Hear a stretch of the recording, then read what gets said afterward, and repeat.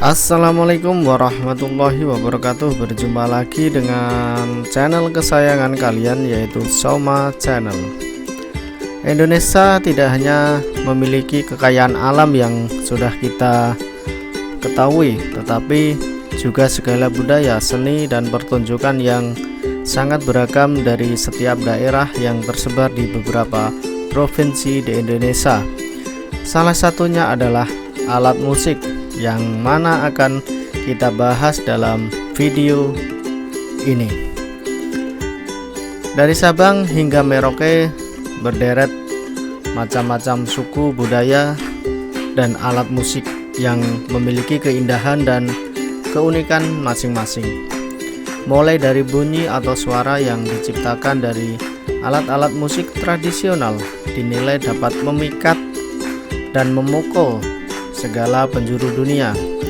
Salah satu alat musik tradisional Indonesia yang sudah diakui dunia yaitu alat musik angklung. Angklung ini adalah alat musik yang terbuat dari bambu. Siapa yang tak tahu dengan alat musik satu ini? Angklung merupakan alat musik tradisional Indonesia, yaitu berasal dari tanah Sunda, tepatnya di Provinsi Jawa Barat. Terbuat dari pipa-pipa bambu yang berbagai ukuran, dari kecil, sedang, hingga besar. Menurut sejarah, kata angklung sendiri berasal dari dua kata bahasa Sunda, yaitu angklung, yang berarti diapung-apung, dan klung yang berarti suara dari alat musik tersebut. Jika alat musik tersebut dipukul akan mengeluarkan suara klung klung klung. Jadi angklung berarti suara yang dihasilkan dengan cara diangkat atau diapung-apungkan. Maaf ya, tadi tidak dipukul tetapi diangkat atau diapung-apungkan. Cara memainkan angklung ini tergolong sangat unik, yaitu dengan satu tangan memegang bagian atas dan tangan satunya memegang bagian bawah. Lalu digoyangkan angklung secara perlahan sehingga timbul suara yang sesuai dengan nada masing-masing angklung tersebut. Alat musik yang sudah diakui oleh Unit National Educational, Scientific and Cultural Organization atau UNESCO, angklung adalah sebagai karya agung warisan budaya lisan dan non-bendawi manusia sejak November tahun 2010.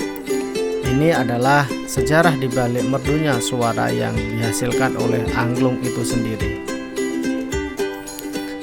Dari terkenalnya angklung ini, ada sebuah sejarah atau asal mula terciptanya angklung ini pada zaman dahulu. Sekitar pada abad ke-12 sampai ke-16, di sebuah kerajaan di Sunda, itu adalah asal-usul terciptanya angklung yang dipercaya lahir pada masa kerajaan Sunda tersebut. Pada waktu itu, rakyat jelantah dari kerajaan Sunda sudah mempercayai bahwa dengan memainkan alat musik angklung dapat menghibur dan menyenangkan Nyai Pri Sri Pohaji yang diyakini sebagai dewi kesuburan oleh orang Sunda pada saat itu.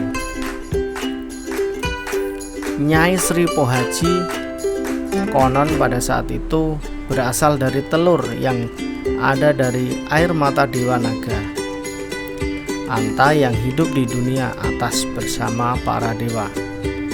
Jadi Nyai Sri Pohaji ini hidupnya di atas langit, tepatnya berada bersama para dewa-dewa. Saat Nyai Sri Pohaji meninggal, Dewa Guru meminta agar tubuh Nyai Sri Pohaji dikubur di dunia yang menjadi tempat tinggal manusia, yaitu dunia tengah.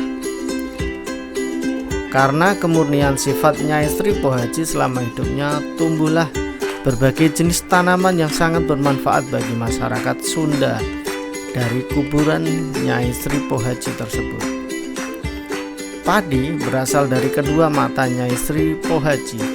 Mata kanannya menjadi padi putih, mata kirinya menjadi padi merah. Begitu juga tanaman bambu yang sangat penting dalam kultur masyarakat Sunda. Bambu yang dikenal dengan nama bambu aur berasal dari paha kanan Nyai Sri Pohaci, sementara paha kirinya menjadi bambu tali.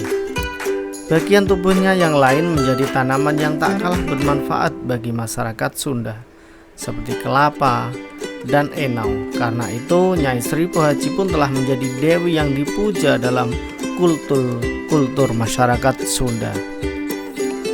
Persembahan terhadap Nyai Sri Pohaci biasa dilakukan dengan iringan tetabuhan dari alat yang terbuat dari batang-batang bambu sederhana. Dari situ lahir struktur alat musik bambu yang menjadi cikal bakal munculnya angklung.